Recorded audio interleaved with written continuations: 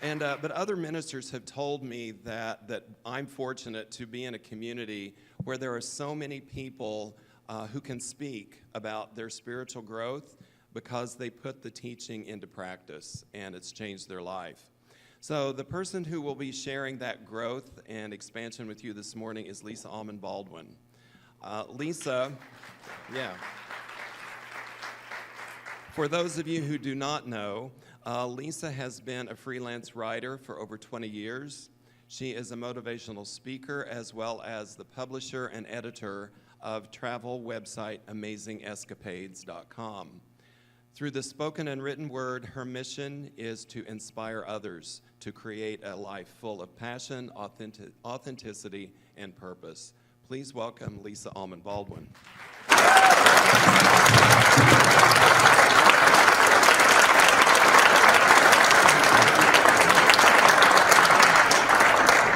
Good morning. When he started with that, one of the most influential women thing, I thought, well, he's not going to say my name after that, is he? That would be just a little bit off script there.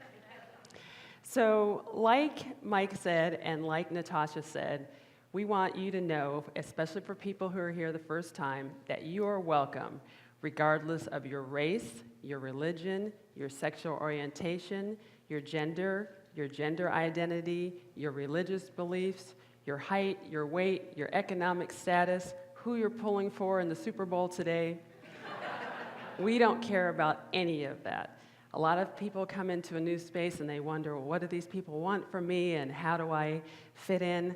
Just the fact that you walked in the door, you fit in already. So we want you to be just who you are, and we're really glad that you're here. So whether you're here in the room or you're joining us on Facebook, we're all one community and we really appreciate it. So we always start out our service with our core value, and our core value today is love. And what we know about love is that God is love, and we were all created, we believe, from God as perfect expressions of God. So we are that love. And there are many ways to express that. Love is universal. It crosses all borders, all cultures, all societies, all everything. So love is just the way to be and what we need more of in the world today as we look around what's going on. Just everything is love. So the title of my talk is Sticks and Stones May Break My Bones, but it's my own words that can really hurt me. So let's jump right into that. On most days in the spring and summer, I ride my bike to the gym in the morning. It's a great way to get exercise. It's about 2 miles. It's pretty flat, and I love leaving the car at home. And I usually go just about the same way all the time, but I had been thinking for a while about changing it up a bit just to do something different, see some new scenery. So on July 18th, about 7:15 in the morning, are we okay, Scott? Okay. About 7:15 in the morning, I left my house, started on my way, and at the first major street where I usually turn right, I decided to go straight. So I started going straight, started going downhill, and I wasn't going particularly fast, and I was fully aware of my surroundings, and I saw up ahead what looked like rocks and gravel strewn across the sidewalk. In retrospect, in wanting to be proactive to slow down so I would avoid the rocks and gravel, I over-squeezed both brakes, the bike screeched to a halt, the back wheel reared up, and I heard myself say, and just like in the movies,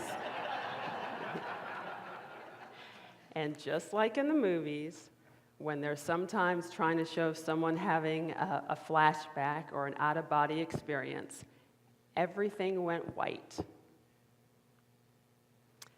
And when the whiteness disappeared and life came back into view, I found myself on the ground, on all fours, with most of my weight on this arm. And it only took me, I'd say, probably about 10 seconds to realize, because of the intense pain, that I had probably broken this arm. I don't remember, even to this day, what happened in between the white. The only evidence I had that I had obviously hit the ground and rolled was that my bike and my backpack were up here in front of me on the sidewalk. I had road rash all over my body. And weeks later, when I went back and looked at my helmet, there were marks where I had obviously hit the ground. Fortunately, I was able to reach with my right hand, reach my backpack, pull out my phone, and I called a friend of mine who lived a couple blocks away and asked her if she could come and get me. And after I hung up, while I was laying there on the ground, I heard Spirit say to me, as loudly and clearly as that beautiful summer day, "Lysa, say your gratitude list." So I just started talking out loud. I'm on the sidewalk and not in the street. It's daytime and not nighttime. It's a clear day, it's not raining. My friend that's coming to get me, she'll know exactly what to do.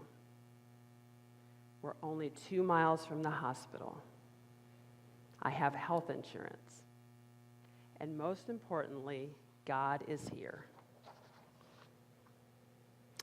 A man that was jogging by, my friend who I had called, and some other cars that were driving down the street that saw me on the ground, they all arrived right around the same time, and they called 911. And after the police and the paramedics arrived, and I was loaded into the ambulance for the ride to the hospital, that gratitude list again came to mind. So I asked the very cute, I might add, EMTs.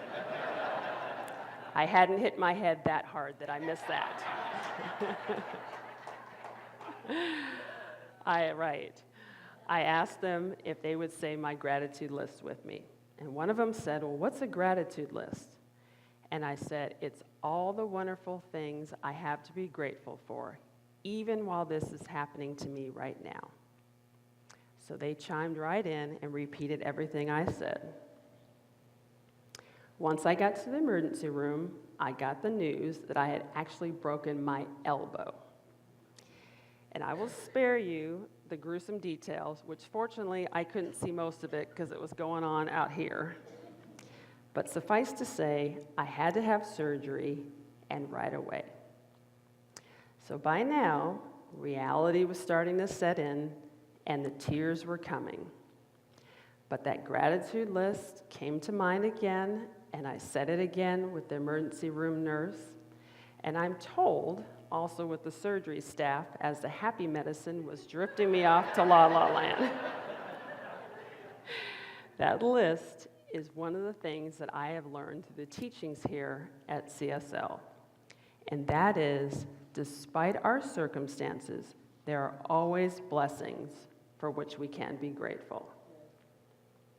Now, that's not about spiritual bypassing or what some people might call denial or looking at the world through rose-colored glasses. Rather, knowing that even in the appearance of chaos, a job loss, a divorce, a loved one passing away, a bike accident, or even the unknown, that there is a greater good still taking place. And just to be clear, even when we are able to hold the high watch of our greater consciousness, and life seems to be flowing along just fine, and we know that on many levels all is well, the challenges of our human experience can still catch up to us, and big time.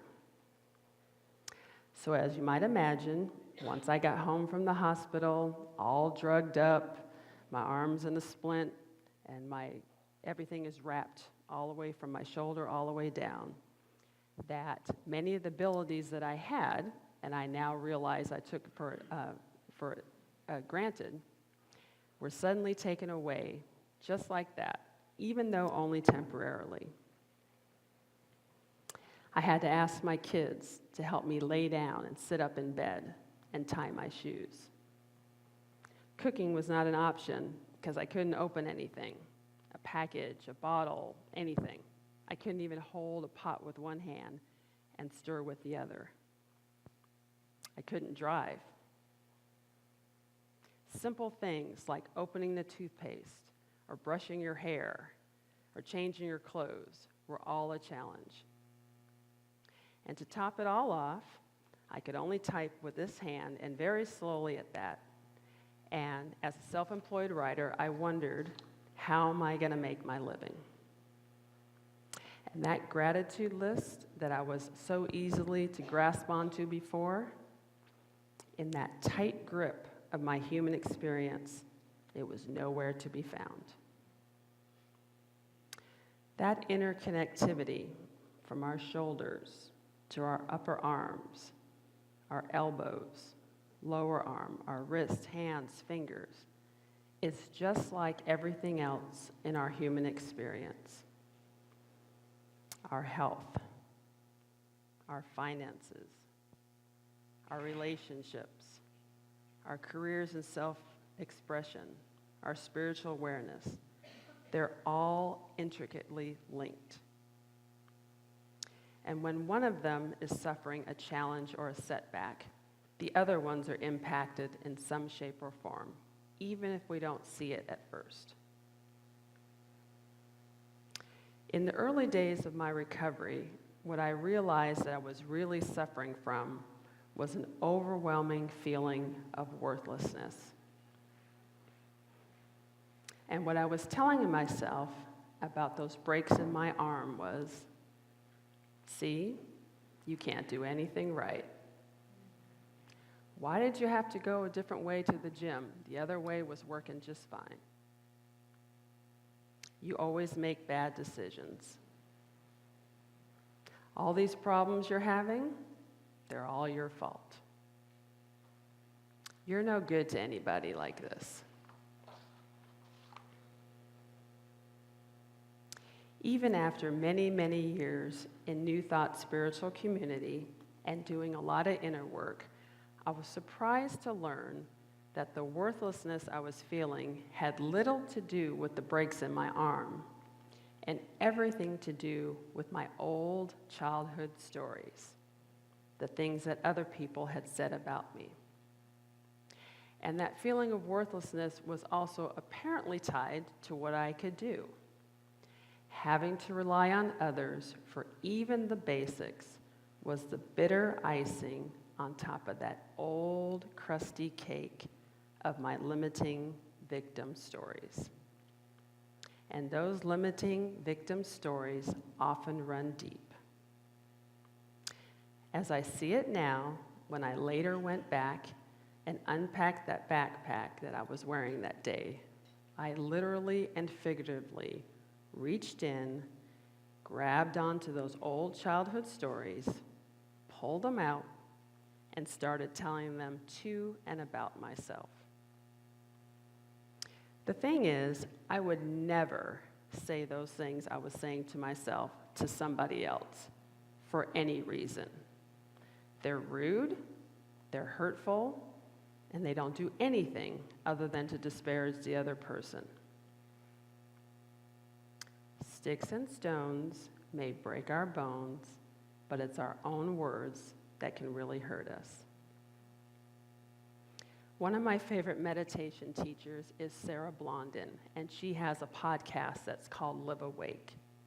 And she describes what she does as lending a new outlook to some of life's hardscape.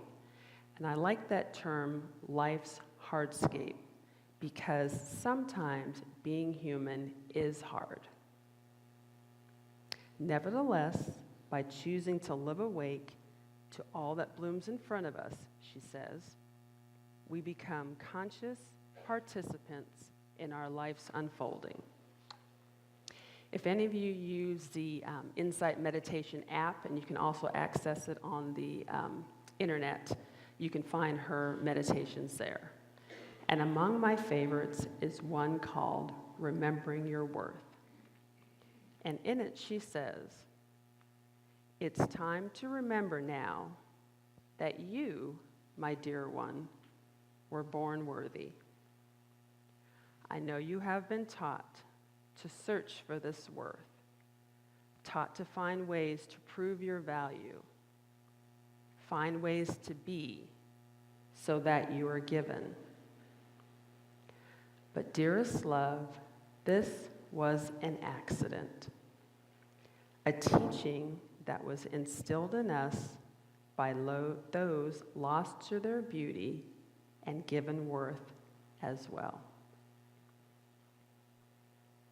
I learned from a counselor once that our interpretation of what an event means is self-created, and because of that, any event can have any number of interpretations. Part of our spiritual work is to raise the level of our consciousness, and how we do that is through what they teach here at CSL, where we are reminded of our God-given tools, the ones that we have always possessed. And we are shown how to and supported in using those tools to discover any limiting beliefs, to reinterpret them, and to give them new meaning. And once we raise the level of our consciousness, even just a little bit, we then have something to build upon to instill those new beliefs. That's one of the things that makes this teaching so practical and usable. And like our senior minister, Reverend Mike Irwin here says, practical spirituality is not just a Sunday morning experience. It's something that we use every day in our individual lives. So if you're going to create a story, that counselor had told me, create one that is empowering, inspiring, and enriches your life. One of the beautiful parts of this broken elbow experience for me was that even when I wasn't quite there at the time of discovering those old beliefs, reinterpreting them, and giving them new meaning, there were plenty of other people who already knew the truth of who I am and who showed up to support me in that. I received cards and letters and emails of well wishes and support.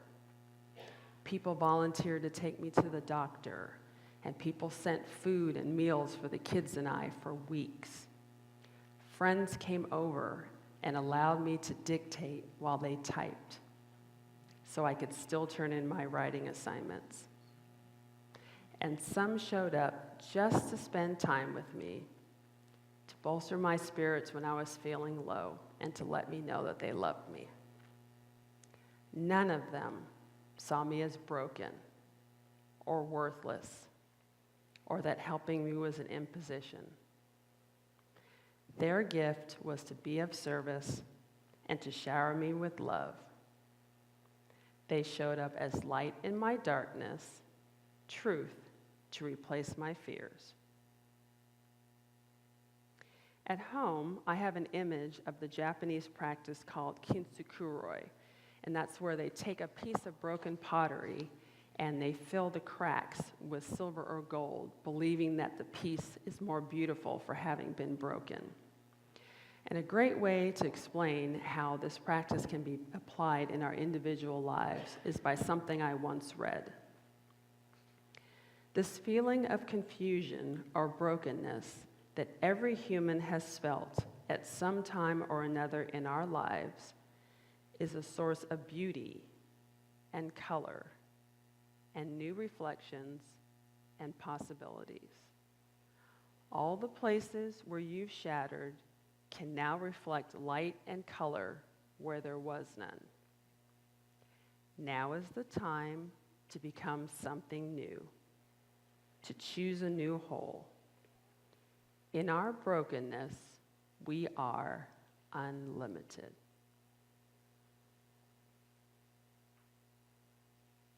This is my new arm. I call it my new bionic arm. You can see where there is a metal plate where they repaired the elbow, and then all the pins they put in there to stabilize the bones. And at each one of those cracks, those old childhood stories, I now say this: I am adventurous and like to try new things. I am capable and smart. My vulnerability is one of my strengths. People love me for who I am, not what I can do. And that metal plate holding it all together, I am worthy, and I love myself just the way I am. You see, sticks and stones may break my bones, but I get to choose the words to tell my story, to accept the beauty in my shattering, to choose a new whole, and to speak the truth about the perfect expression of God that I am. And so ends the lesson.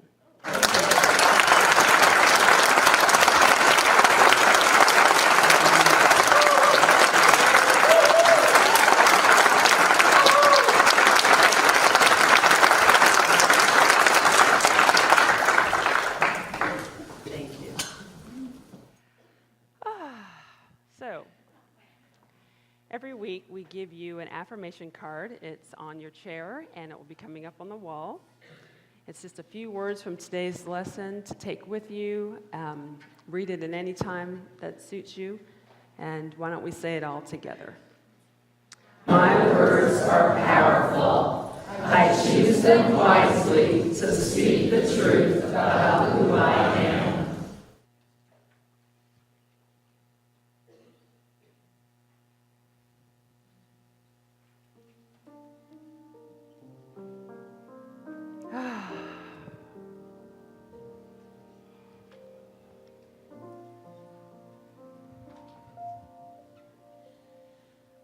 Blessed always, blessed always, for the arms of God surround us. Let our joy be so triumphant that we rest in God and say amen. Blessed always, blessed always, for the arms of God surround us. Let our joy be so triumphant that we rest in God and say amen.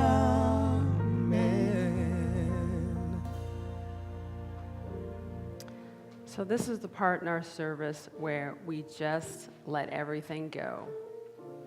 We don't worry about what it took for us to get here today, what happened in the past week, what we have to do after the service is over, or this week coming up. This is a time just for us. So if you feel comfortable, just close your eyes. Let the music take you inside. I have a reading that's one of my favorites. It's by a man named John Sadiq. In the original, he references a woman, and I've adapted it just a little bit so it's a little more universal. So just listen to the words and just let it lead us as we go into meditation after that. Let go without a thought or a word. Just let go. Let go of the fear. Let go of the judgments. Let go of the confluence of opinions swarming around your head. Let go of the committee of indecision within you. Let go of all the right reasons, wholly and completely, without hesitation or worry. Just let go. Don't ask anyone for advice. Don't read a book on how to let go. Don't search the scriptures. Just let go. Let go of all the memories that hold you back. Let go of all the anxiety that keeps you from moving forward.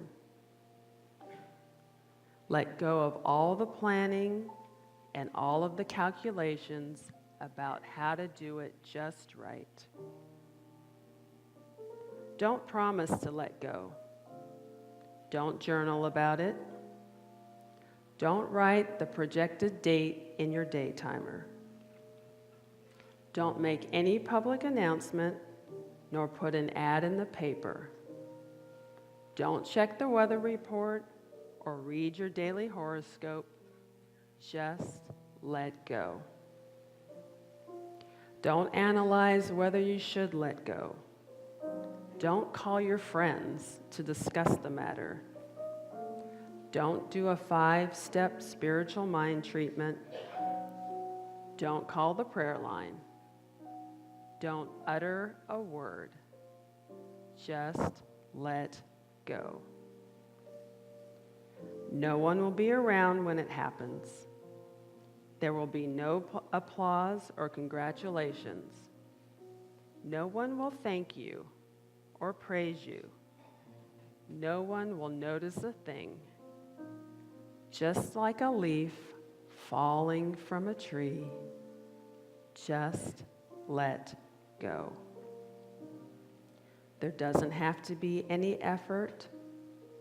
There doesn't have to be any struggle. It isn't good and it isn't bad. It is what it was, and it is just that. In the space of letting go, just let it all be in the silence.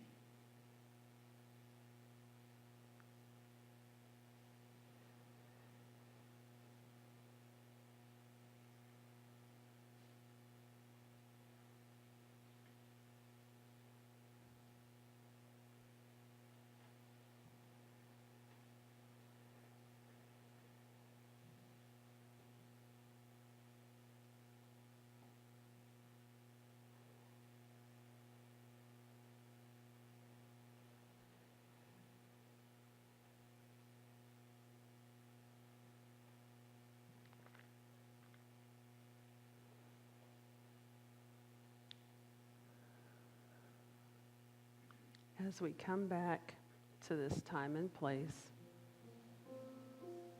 we're grateful for any shifts that may have happened.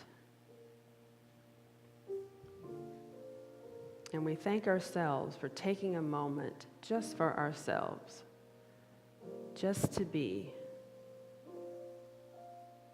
and let things fall where they may.